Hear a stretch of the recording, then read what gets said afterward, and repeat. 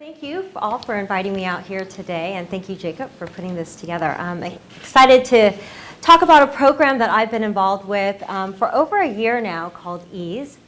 EASE is a program at UCI that offers multidimensional support to underprepared undergraduate biology students. So today I'm just going to talk about what the program is all about, and I'll talk about how we evaluated the program. I'll share our findings, and then tie it back to the overall theme for today's lecture. So we're all familiar with this it's leaky STEM pipeline story. Colleges and universities, they continue to struggle with low retention rates in a number of STEM fields.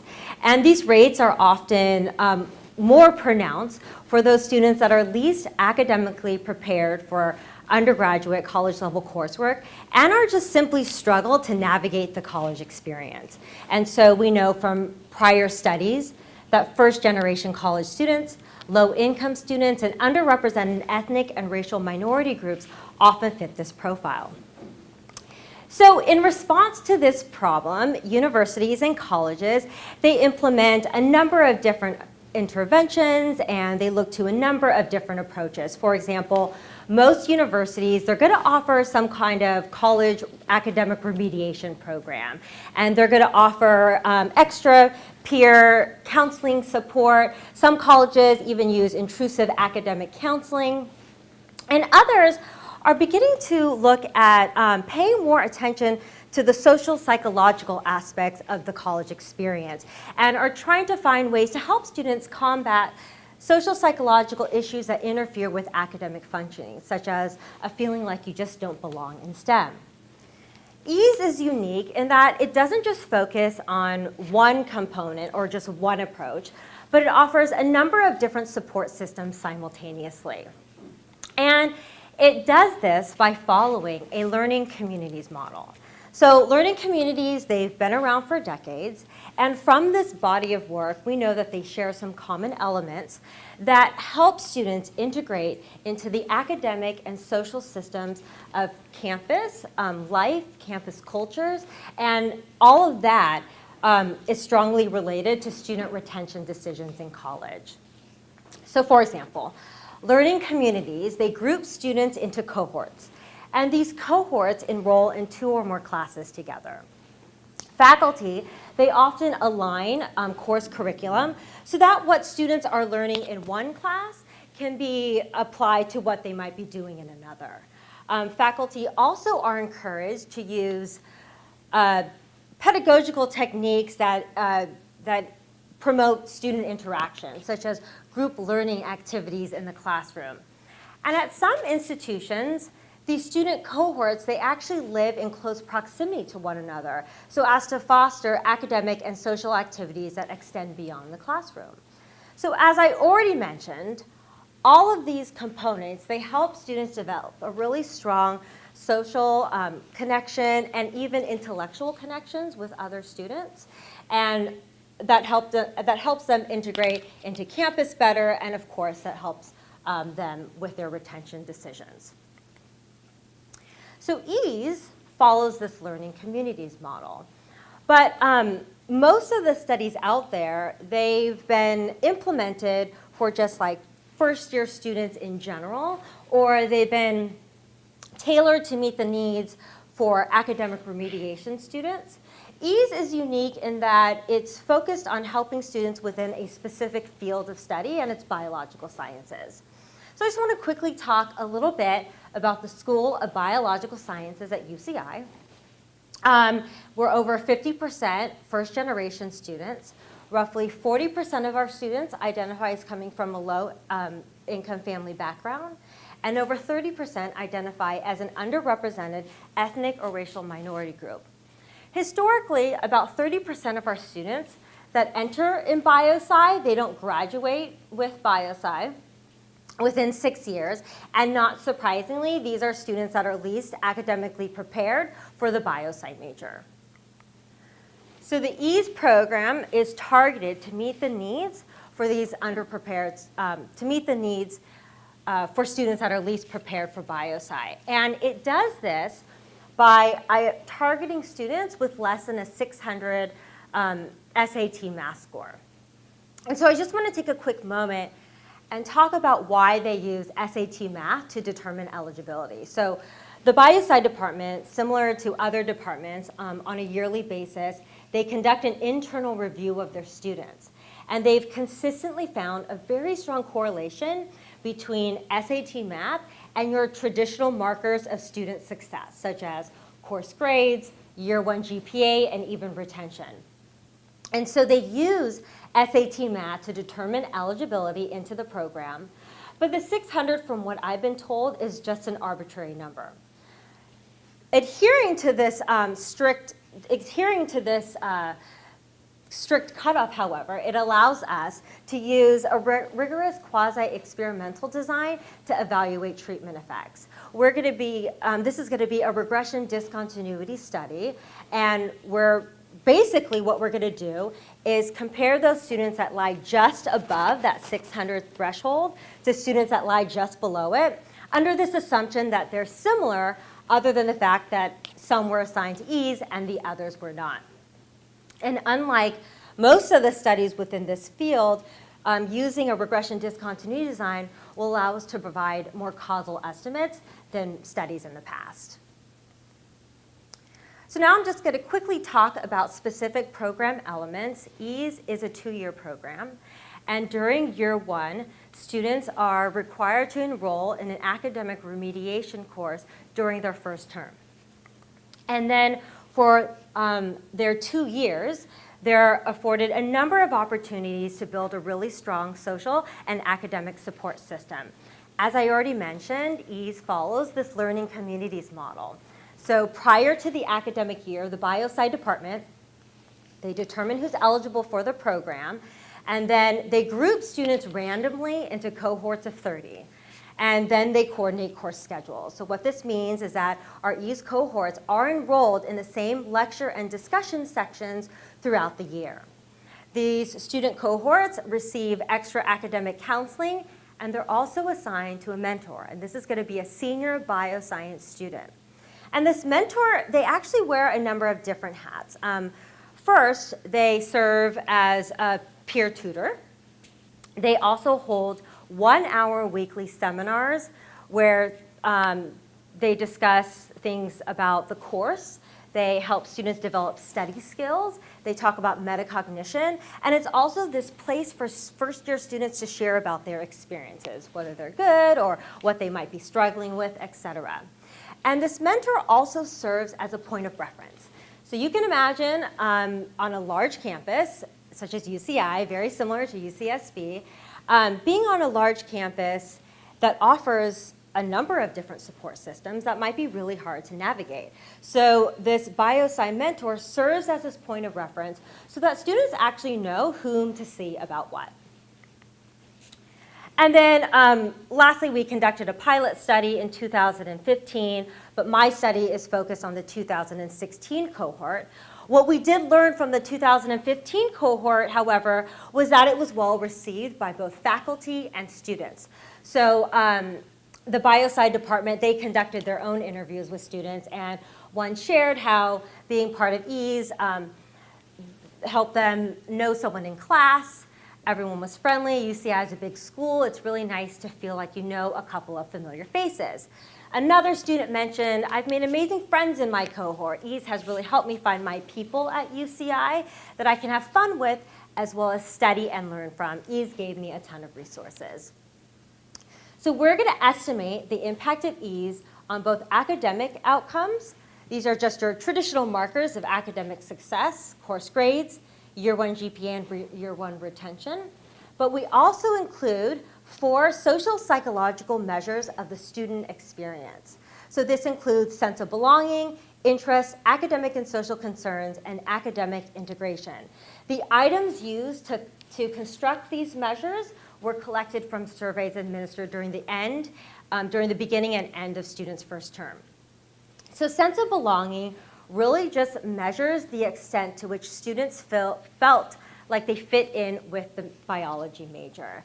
And if you think about the theory of change here, there's a number of different components to ease that might help students develop this sense of belonging.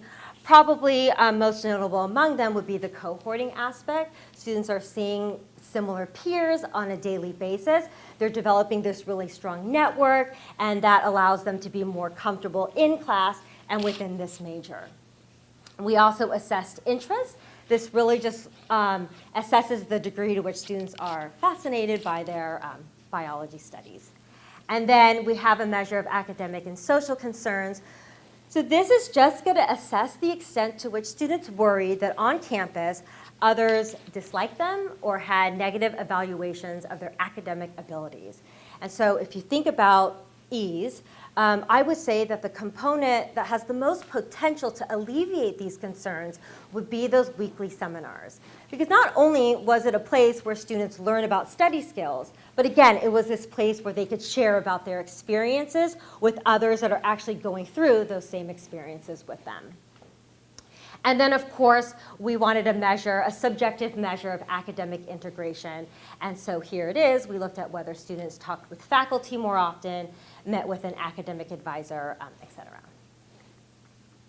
So we collected data from a number of different sources. We have our student level data.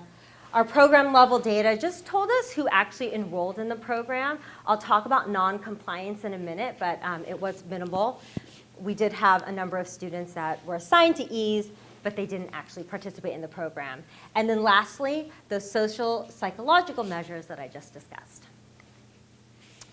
So our analytical sample includes the 2016 biopsych cohort. And what I'm showing you here in yellow are our EASE eligible students. In blue, you have the actual EASE participants, so you can see from the sample size that we had non-compliance, a small degree of it. And then in gray, we have our control students. So our EASE eligible students and the EASE participants are similar across these demographic characteristics, but of course they differ significantly from the control group. But by using this RD design, that really doesn't become a problem because we're comparing those students that are just right above and below the cutoff, and we check to make sure that those students were similar along these baseline characteristics. So I'm not going to get into too much detail about our RD design, but I'm more than happy to share the paper where we have an extensive an extensive method section. But I do want to talk about our first stage estimate, since this design really relies on the fact that you buy that SAT math is this strong assignment mechanism, right? That it's as good as random assignment. And so one way to check for that is to plot that assignment mechanism, which in our case is SAT math, as a function of participating in ease.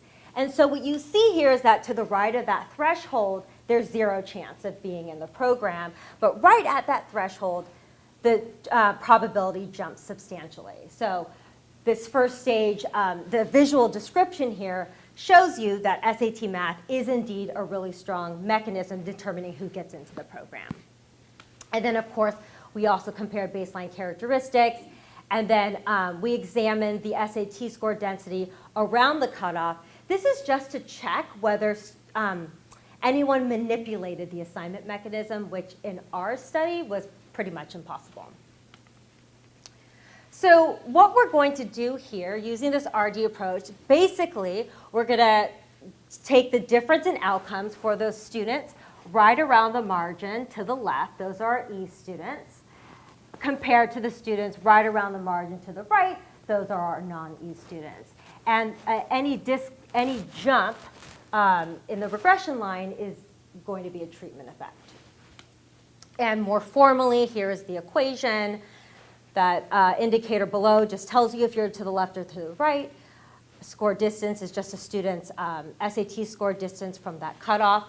And then we include an interaction term because it's highly possible that the relationship between SAT math and outcome is going to be different for those students to the left and to the right. And so we include that interaction term to account for that.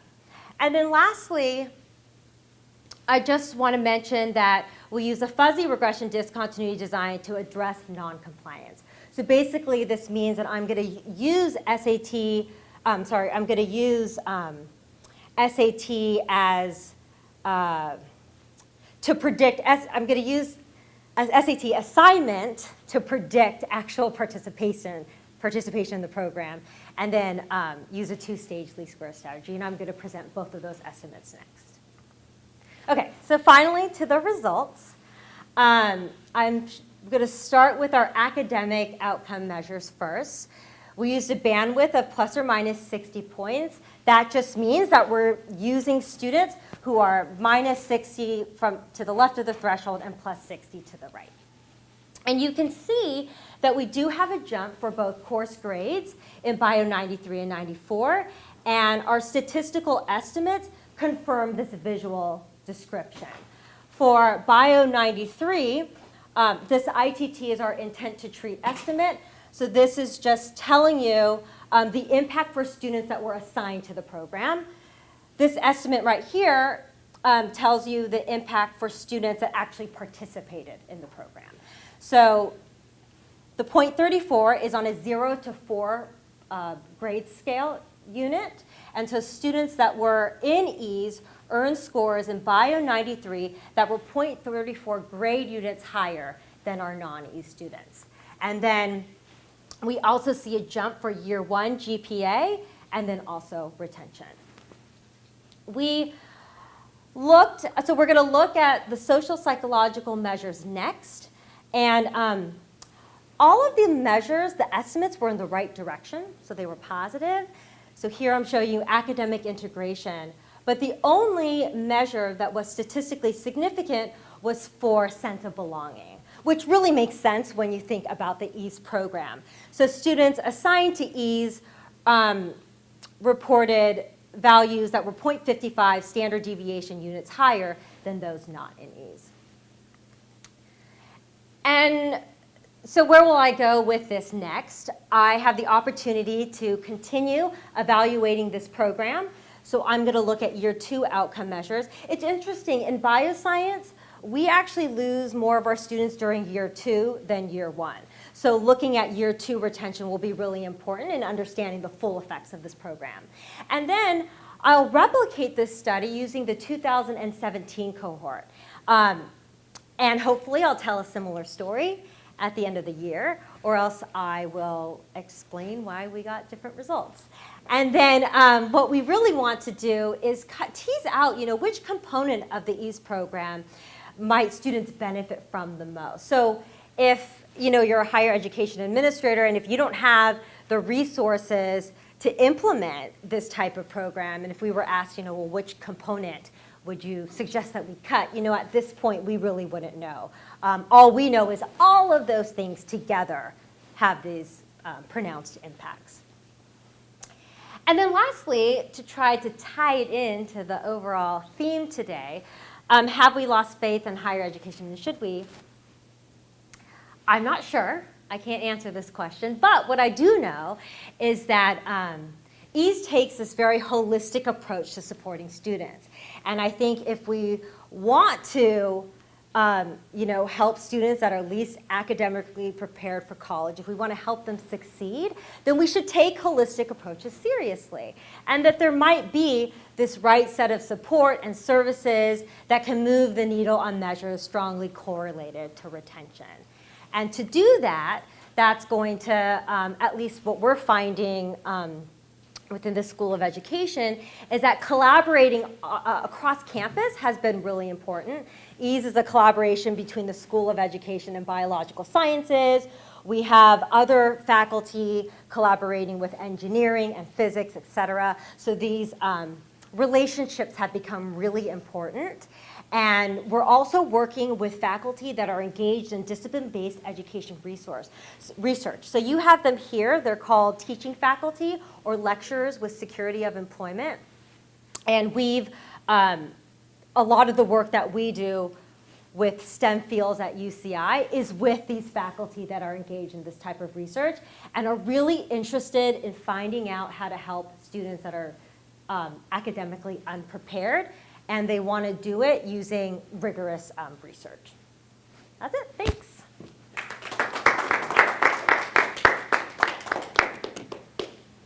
Questions? question Oh. for Sabrina? Yeah.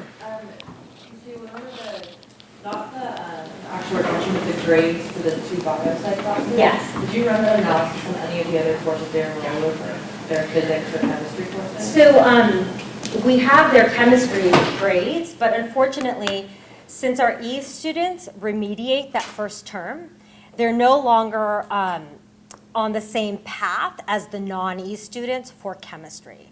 So we couldn't do that analysis, but we will for 2017. And then, like, what, did you do it for like the math or like physics? Because that's like not. They didn't take any physics classes during year one, and I don't think they took, I would have to check, but we didn't look at math, but they might have taken one math class, yeah. And then also, going off the remedial chemistry, so what was that, like, what is that program? Was it like, it was 1 quarter? It was just 1 quarter, yeah. Oh, and I'm sorry, to that other question, one reason why we probably didn't look at math is because, so in biology and chemistry, we're mainly going to have the biosci students, but in the other classes, we're going to have outside majors in them, and so that was kind of a problem, yeah. I'm sorry if I missed this, maybe you could remind me, what percentage did you say of bioscience students did not complete the degree in bioscience? Historically, it's been 30%, yeah. 30% that start don't finish, right.